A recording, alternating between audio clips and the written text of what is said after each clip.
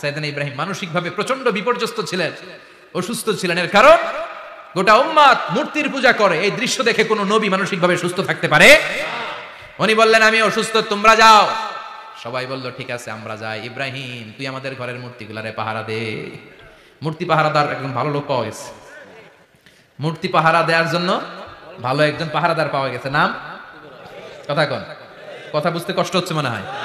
মূর্তি পাহারা দেওয়ার জন্য কারে পাওয়া গেছে? সাইয়েদনা ইব্রাহিম কয় ঠিক আছে আজকে পাহারা দিমুস জন্মের পাহারা, যা তোরা দিতাছি পাহারা দিতেছি যা। এইবার সাইয়েদনা ইব্রাহিম মূর্তির ঘরে ঢুকলেন। দেখেন কি সুন্দর কথোপকথন আল্লাহ তুলে ধরলেন। আল্লাহু আকবার। মূর্তির ঘরে, দেবীর ঘরে ঢুকে উনি ঘুরে ঘুরে তাকায়, দেখে একটা এমনি হা আর একটা ব্যা করে 14-15টা হাত নিয়ে তাকায় আছে। উনি সবগুলার সামনে এভাবে তাকায় আছে, দেখে এক একটা চেহারা, একটা হাতির গণেশ স্টাইলের, আরেকটা এরকম, আরেকটা নারীর, আরেকটা বাঘের, আরেকটা তলোয়ার নিয়ে আইতাছি কোপায় ফেলা হয়। আছে না নাই? সবগুলোর সামনে যায়, যে দেখে আর অবাক হয় কত ধরনের খোদার কাছে এরা কত কিছু চায়। আর যে দেখে প্রত্যেকটার সামনে ডেজার্টস আইটেম, মিষ্টান্ন, এক একটার সামনে রসমালাই, এক একটার সামনে কালো জাম, লাল জাম, রসগোল্লা, চামচাম, দুধ মালাই, মালাই চপ। আছে না নাই? জিব্বায় পানি চলে আসছে নাকি? তো সাইয়েদনা ইব্রাহিম অবাক, কি রে এত মূর্তি, এত ডিজাইন, এত ভাবে আর অঙ্গভঙ্গি করে আছে, এত খাবার দেয়া, খায় না কেন? সাইয়েদনা ইব্রাহিম ভাবলেন মনে হয় নাগাল পাই না, আমি একটু তুইলা ধরি। উনি রসমালাইয়ের বাটিটা নিয়ে যেটা হা করে আছে ওইটার সামনে যায়, কয় খা। কি কয়? বানাই কইতেছি মনে হয়। ফারাগা ইলা আলিহাতিম, মূর্তিগুলোর কাছে গেলেন। ফাকালা আলা তাকুলুন, খাবি না? ওই খাবি না ডারে আমি কিছু খা, কোরআন থেকে বলছি, ঠিক কি না? উনি ভাবলেন ওরা হয়তো খেতে পারে না, নাগাল পাচ্ছে না, কিংবা আমারে দেখে লজ্জা পাচ্ছে।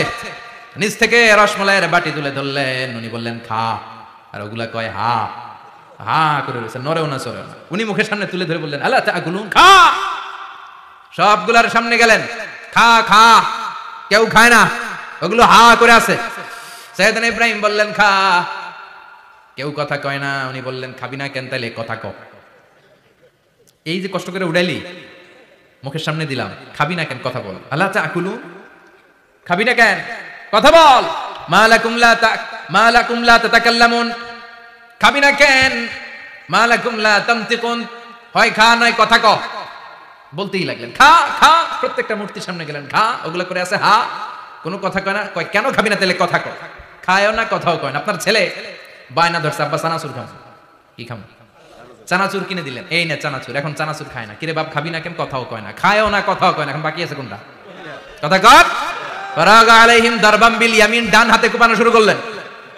ইচ্ছা মতো ঘুষি কিল মারতে মারতে মূর্তিগুলার সাইজ। ফারাগা আলাইহিম দারবাম বিল ইয়ামিন, এক একটা নবীর হাতে জান্নাতি শক্তি দিয়েছে কে? খা নাইলে কথা ক। খায় না, কথাও কয় না, বাকি আছে। মাইর মারতে শুরু করলেন। মারতে মারতে সব শেষ। তারপরে খুঁজে পেলেন একটা কুড়াল। কি পাইলেন? কুড়াল দিয়ে মারতে আরো সুবিধা। খালি এটা এভাবে মারে, ওইভাবে মারে। মারতে মারতে যতগুলো মূর্তি ছিল সবগুলো মেরে বড় মূর্তিটার গায়ে মারতে যাবে, in the meantime stop, না এটারে মারো না। ফাজআলাহুম জুদাদান, সবগুলারে টুকরা টুকরা। ইল্লা কাবীর আল্লাহুম, 12টা ঝাড়া ওইটারে রেখে দিলেন।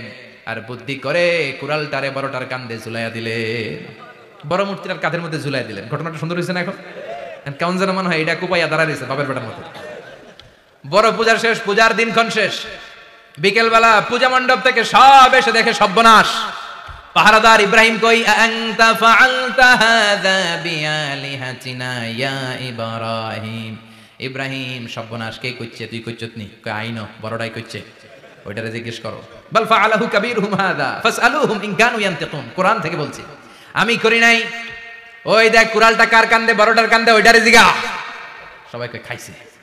সবাই বলে ইব্রাহিম তুমি কি জানো না এগুলো কথা বলে না? সাইয়েদনা ইব্রাহিম বলে যে এটা কথা কয় না, ওইটার পূজা করস কেন?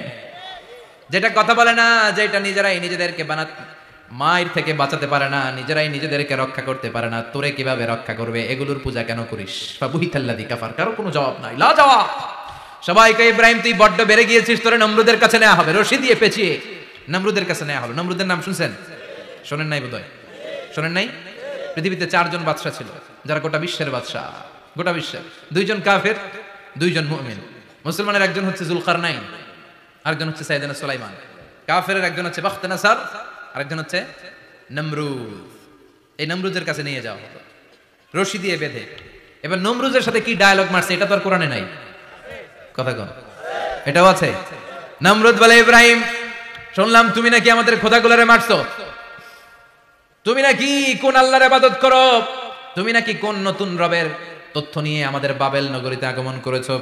আমি ছাড়া কোনো খোদা আছে বলে তো আমি শুনি নাই, এই বাবেল নগরীতে আমি ছাড়া কোনো খোদা আছে আজকে নতুন শুনলাম। কে তোমার খোদা, কি তার পাওয়া?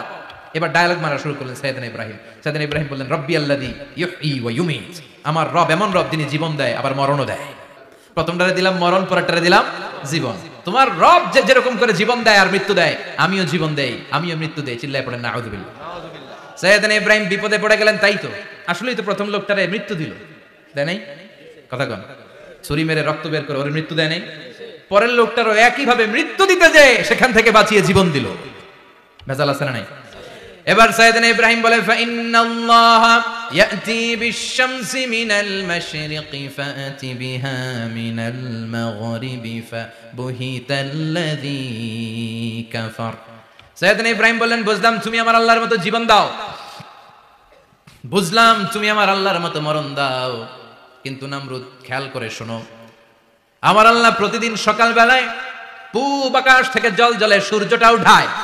তোমার যদি এরকম কোনো ক্ষমতা থাকে, তুমি আগামীকাল সকাল থেকে পূর্ব দিক থেকে সূর্য না উঠিয়ে পশ্চিম দিক থেকে সূর্যটা উঠাও। ফাবুহিতাল্লাযী কাফার। এবার ধরা গেছে, এবার জায়গার মধ্যে ধরা, একেবারে স্টপ, লা জবাব। নমরুদের মুখে কোনো জবাব নাই। এবার নমরুদের মেজাজ নরম নাকি গরম? কথা কন। গরম মেজাজ নিয়ে কয়, হাররিকু, এটারে আগুনে জ্বালা, এটারে আগুনে ফেল। নমরুদ বুঝে নাই যে আগুনের মালিক কে। বিশাল আগুনের কুণ্ডলি পাকিয়ে সাইয়েদনা ইব্রাহিমকে আগুনের মধ্যে ফেলে দেয়া হলো। হাতের মধ্যে রশি, পায়ের মধ্যে রশি, সারা দেহের মধ্যে রশি পেঁচিয়ে আগুনের কুণ্ডলিতে ফেলে দেয়া হলো। মুহূর্তের মধ্যে আগুনের প্রজ্বলন শক্তি ওই রশিগুলোকে জ্বালিয়ে পুড়িয়ে ছারখার করে দেয়, কিন্তু সাইয়েদনা ইব্রাহিমের দেহের একটা পশমও জ্বালায় না। যে রশি দিয়ে টাইট করে পাচ্ছে, ওনার দেহের সাথে লাগানো টাচ করে রশি, ওই রশি জ্বলে যায়, কিন্তু সাইয়েদনা ইব্রাহিমের পশম জ্বলে না। চিল্লায় পড়েন আল্লাহু আকবার। আজহ যদি তোমাদের মাঝে কেউ ইব্রাহিমের মতো ঈমান আনিতে পারো, অগ্নিকেও পুষ্প বলে পরিণত করিতে পারো। ঠিক কি না? মুসার মতো ঈমান হলে রাস্তা হবে সাগর জলে, ইউসুফের মতো ঈমান হলে একে একে দরজা খোলে।